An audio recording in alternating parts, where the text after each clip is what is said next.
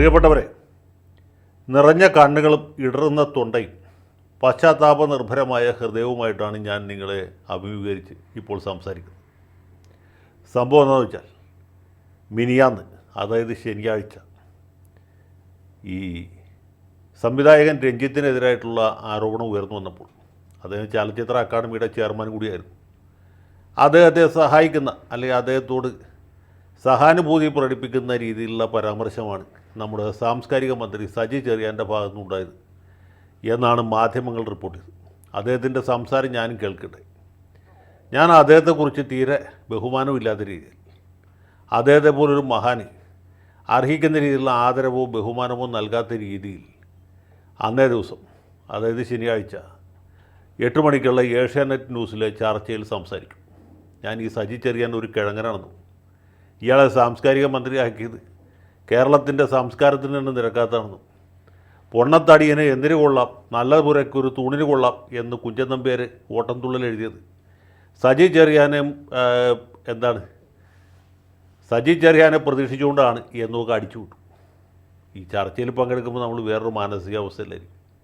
സത്യത്തിൽ സജി ചെറിയാനോട് വലിയ ബഹുമാനമുള്ള ആളാണ്. അദ്ദേഹം ഒരു പ്രതിഭാശാലിയാണ് എന്നെനിക്ക് നേരത്തെ അറിയാം. പ്രതിഭാശാലിയാണ്, പ്രഗത്ഭനാണ്. അതിനേക്കാളുപരി കൊച്ചുകുട്ടികളുടെ ഹൃദയമാണ്.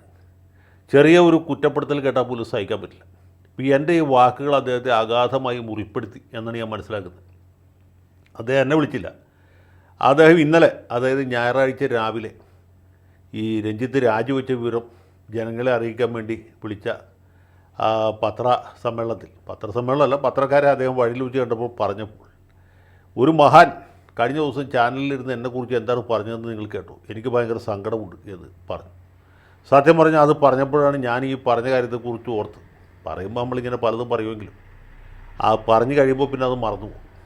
ഏതായാലും അച്ചായൻ്റെ ഹൃദയം വേദനിപ്പിച്ചതിൽ എനിക്ക് വലിയ സങ്കടമുണ്ട്.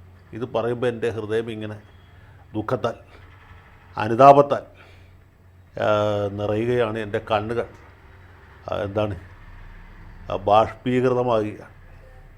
കണ്ണിൽ നിന്ന് കണ്ണീരിങ്ങനെ അടർന്നു വീഴാൻ വെമ്പി നിൽക്കുകയാണ്. നിങ്ങൾ ഇതിൽ സ്ക്രീനിൽ സൂക്ഷിച്ച് നോക്കിയാൽ മനസ്സിലാവും. അങ്ങനെ സജിച്ചായൻ്റെ ഹൃദയം വേദനിപ്പിച്ചതിൽ എനിക്ക് അഗൈതവുമായ ദുഃഖമുണ്ട്. ഞാനതിൽ നിർവ്യാജ ഖേദിക്കുന്നു. ഇനി വിഷയത്തിലേക്ക് കിടക്കാം. ഇപ്പോൾ രഞ്ജിത്ത് രാജിവെച്ചു, സിദ്ദിഖ് രാജിവെച്ചു. സിദ്ദിഖിൻ്റെ ചുമതല ബാബുരാജിനെ ഏൽപ്പിച്ചു. ബാബുരാജ് ചുമതല ഏൽക്കുന്നതിന് മുമ്പ് തന്നെ അദ്ദേഹത്തിനെതിരായിട്ട് ആരോപണം ഉയർന്നുവന്നിരിക്കുകയാണ്. ജയസൂര്യക്കെതിരെ ആരോപണമുണ്ടായി. മറ്റ് പലർക്കുമെതിരെ ആരോപണങ്ങൾ ഉയർന്നു വന്നുകൊണ്ടേയിരിക്കുകയാണ്. മലയാള സിനിമാ രംഗത്ത് ഇത് ആരോപണങ്ങളുടെ ഒരു ശരമാരിയാണ്. ഓരോ ജൂനിയർ ആർട്ടിസ്റ്റും, ഓരോ എക്സ്ട്രാ നടി ഈ TV ക്യാമറയ്ക്ക് മുമ്പിൽ വന്നുകൊണ്ട് ഇന്നയാൾ എന്നെ പീഡിപ്പിച്ചു, ഇന്നയാൾ ഇന്ന രീതിയിൽ ചെയ്തു, മറ്റേയാൾ മറ്റേ രീതിയിൽ ചെയ്തു എന്ന് പറഞ്ഞുകൊണ്ടിരിക്കുകയാണ്. ഇപ്പോൾ ഏറ്റവും ഒടുവിൽ ഒരു അഭിഭാഷക സംഘടനയുടെ പ്രസിഡൻറ്റിനെതിരായിട്ടും കൂടി ആരോപണം ഉയർന്നു വന്നിരിക്കുകയാണ്. ഇങ്ങോട്ട് പോരുമ്പോൾ സത്യം പറഞ്ഞാൽ ഈ സജി ചെറിയാനുള്ള അനുതാപം മാത്രമല്ല, നാളെ എൻ്റെ പേര് ആരെ വിളിച്ച് പറയുക എന്നുള്ള പേടിയും കൂടി ഉണ്ട്. കാരണം ഇന്നത്തെ കാലം അതാണല്ലോ. അങ്ങനെ ആരോപണങ്ങൾ വന്നുകൊണ്ടേയിരിക്കുന്നു. ഞാൻ സിനിമയിൽ അഭിനയിച്ചിട്ടില്ല എന്ന് പറയാൻ പറ്റില്ല. പക്ഷേ ആ രംഗങ്ങളിലൊന്നും സ്ത്രീ സാന്നിധ്യം ഉണ്ടായിരുന്നില്ല എന്നൊരു സമാധാനം മാത്രമേ എനിക്കിപ്പോൾ ഉള്ളൂ. ഏതായാലും ഇങ്ങനെ ഒരു പരിണതിയിലേക്ക് കാര്യങ്ങൾ എത്തിയിരിക്കുകയാണ്. ഇപ്പോൾ സിനിമയുമായി ബന്ധപ്പെട്ട എല്ലാവരും തന്നെ ഭയാശങ്കയിലാണ്. ബാബുരാജിൻ്റെ പേര് വന്നു, ജയസൂര്യയുടെ പേര് വന്നു, സിദ്ദിഖിൻ്റെ പേര് വന്നു, രഞ്ജിത്തിൻ്റെ പേര് വന്നു. ഇനി മോഹൻലാലിൻ്റെ പേര് എപ്പോഴാണ് വരിക, അല്ലെങ്കിൽ മമ്മൂട്ടിയുടെ പേര് ആരെങ്കിലും പറയുമോ എന്ന ആശങ്ക, പിരിമുറുക്കം ഈ സിനിമാ രംഗത്തുണ്ട്. സർക്കാരാണെങ്കിൽ ഇത് കിട്ടിയൊരു അവസരം എന്ന രീതിയിൽ സ്പർജൻ കുമാറിൻ്റെ നേതൃത്വത്തിൽ ഒരു വമ്പിച്ച അന്വേഷണ സംഘത്തെ രൂപീകരിച്ചിരിക്കുകയാണ്. അതിൽ 4 വനിതാ IPS കാരുണ്ട്. ഈ വനിതാ IPS അന്വേഷിച്ചാലേ അന്വേഷണം ഫലപ്രദമാവുള്ളൂ എന്ന് വിചാരിച്ചിട്ടോ എന്തോ അവരുടെ അന്വേഷണം തുടങ്ങാൻ പോകുന്നു. മന്ത്രി ഗണേഷ് കുമാറിൻ്റെ പേര് ഇതുവരെ ആരും പറഞ്ഞിട്ടില്ല. അദ്ദേഹം വളരെ കാലം സിനിമാ രംഗത്ത് പയറ്റിയ ആളാണ്. പുള്ളിയെക്കുറിച്ച് പലരും പല അപവാദങ്ങളും പറഞ്ഞു കേട്ടിട്ടുണ്ട്. പക്ഷേ ആരോപണവുമായിട്ട് ആരും ഇതുവരെ വന്നിട്ടില്ല. അതാണ് ഇപ്പോഴത്തെ ഒരു സമാധാനം. മുകേഷിൻ്റെ പേര് അത് പറയാൻ മറന്നുപോയി.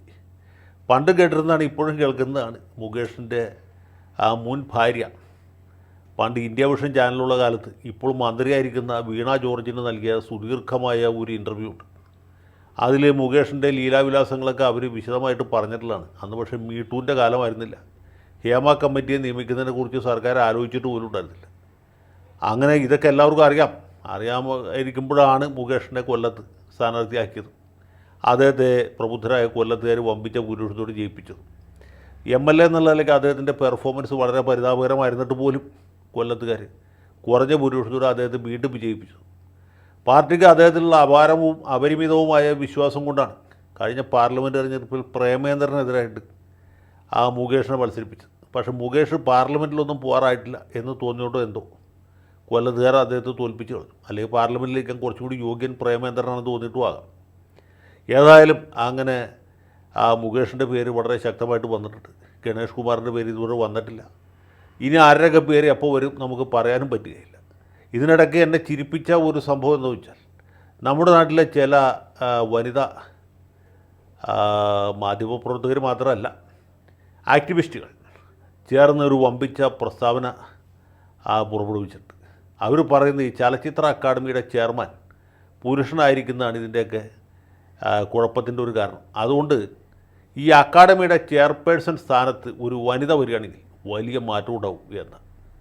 അങ്ങനെയാണെങ്കിൽ ഇന്ദിരാഗാന്ധി ഇന്ത്യ പ്രധാനമന്ത്രി ആയിരുന്ന കാലത്ത് ഈ രാജ്യത്ത് സ്ത്രീ പീഡനമോ ബലാത്സംഗമോ ഒന്നും നടക്കാൻ പാടില്ലായിരുന്നു. പക്ഷേ നിർഭാഗ്യവശാൽ ആ കാലത്തും ഇതൊക്കെ ഭംഗിയായിട്ട് നടന്നു. ഇനി ദ്രൗപദി മുർമു അല്ലെങ്കിൽ പ്രതിഭ പാട്ടീൽ രാഷ്ട്രപതി ആയിരിക്കുമ്പോഴും ഉണ്ടാകാൻ പാടില്ലായിരുന്നു. പക്ഷേ അങ്ങനെ ഒന്നും സംഭവിച്ചില്ല. ആ കാലത്തും ഈ പീഡനമായിട്ട് തന്നെ നടക്കും. ഇപ്പോഴും നടന്നുകൊണ്ടിരിക്കുന്നു. പോട്ടെ, പശ്ചിമ ബംഗാൾ ഇന്ത്യയിലെ ഒരു വനിതാ മുഖ്യമന്ത്രി ഭരിക്കുന്ന സംസ്ഥാനമാണ്. എത്ര കൊല്ലമായി എന്ന് അവർക്ക് തന്നെ അറിയില്ല. ഏതാണ്ട് 13-14 കൊല്ലമായിട്ട് അവിടെ ഭരിക്കുന്നത് ഒരു വനിതയാണ്. വെറും വനിത അല്ല, വളരെ ശക്തിയായ വനിതയാണ് മമതാ ബാനർജി. അവിടെയാണ് ഏറ്റവും പൈശാചികമായ രീതിയിൽ ഒരു വനിതാ ഡോക്ടർ അവരുടെ ജോലി സ്ഥലമായ സർക്കാർ മെഡിക്കൽ കോളേജിൽ വെച്ച് ബലാത്കാരം ചെയ്യപ്പെട്ട് കൊല ചെയ്യപ്പെട്ടത്. ഇതൊക്കെ സംഭവിച്ചത് വനിതകൾ ഭരിക്കാത്തതുകൊണ്ടല്ല, ഈ സ്ത്രീ സുരക്ഷയെക്കുറിച്ച് ജനങ്ങൾക്ക് അത്രയ്ക്കൊക്കെ ബോധമുള്ളൂ എന്നുള്ളതുകൊണ്ടാണ്. അപ്പോൾ ഇങ്ങനെയൊക്കെയുള്ള സംഭവങ്ങൾ ഈ നാട്ടിൽ നടന്നുകൊണ്ടിരിക്കുകയാണ്. ഇനി ചലച്ചിത്ര അക്കാദമിയുടെ ചെയർപേഴ്സണായിട്ട് ഒരു വനിത വന്നാൽ ഈ ചലച്ചിത്ര രംഗത്ത് പ്രവർത്തിക്കുന്ന സ്ത്രീകളുടെ ജീവിത നിലവാരത്തിലോ അല്ലെങ്കിൽ അവരുടെ സുരക്ഷിതത്വത്തിലോ പീഡനത്തിൽ നിന്നുള്ള സ്വാതന്ത്ര്യത്തിൽ എന്തെങ്കിലും ഒരു കഴഞ്ചെങ്കിലും പുരോഗതി ഉണ്ടാവുമെങ്കിൽ ഞാൻ ഇവരുടെ അഭിപ്രായത്തോട് യോജിക്കാൻ തയ്യാറാണ്. പക്ഷേ നിർഭാഗ്യവശാൽ അത് ഉണ്ടാകുകയില്ല എന്നുള്ളതാണ്. പിന്നെ ഏത് വിഷയത്തിലും പ്രതികരിക്കാനും പ്രസ്താവന ഇറക്കാനും വെമ്പി നിൽക്കുന്ന കുറേ സ്ത്രീകൾ നമ്മുടെ നാട്ടിലുണ്ട്. അവരുള്ളതുകൊണ്ടാണ് ഈ മാധ്യമങ്ങളിൽ കോളങ്ങളൊക്കെ തികഞ്ഞു പോകുന്നത്. ഏതായാലും നടക്കട്ടെ എന്ന് മാത്രം ഈ ഘട്ടത്തിൽ പറയാനുള്ളൂ. ഇന്നും നീ നാളെ ഞാൻ എന്നുള്ളതാണ് എൻ്റെ തത്വം. അതുകൊണ്ട് സജി ചെറിയാൻ്റെ മനസ്സ് വിഷമിപ്പിച്ചതിൽ നിർവ്യാജം ഖേദം രേഖപ്പെടുത്തുന്നു. അദ്ദേഹം ഒരു പ്രഗത്ഭനാണ്, പ്രതിഭാസനനാണ്.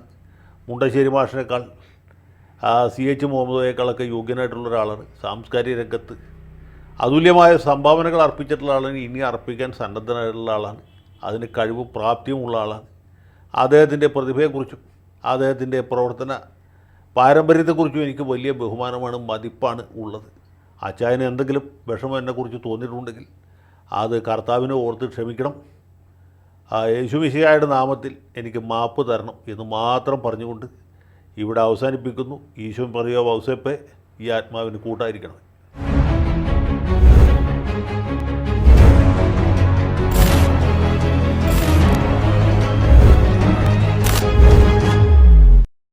കൂടുതൽ വാർത്തകളും വിശേഷങ്ങളും നിങ്ങളിലേക്ക് എത്താൻ ABC മലയാളം സബ്സ്ക്രൈബ് ചെയ്യുക, ബെൽ ബട്ടണും അമർത്തുക.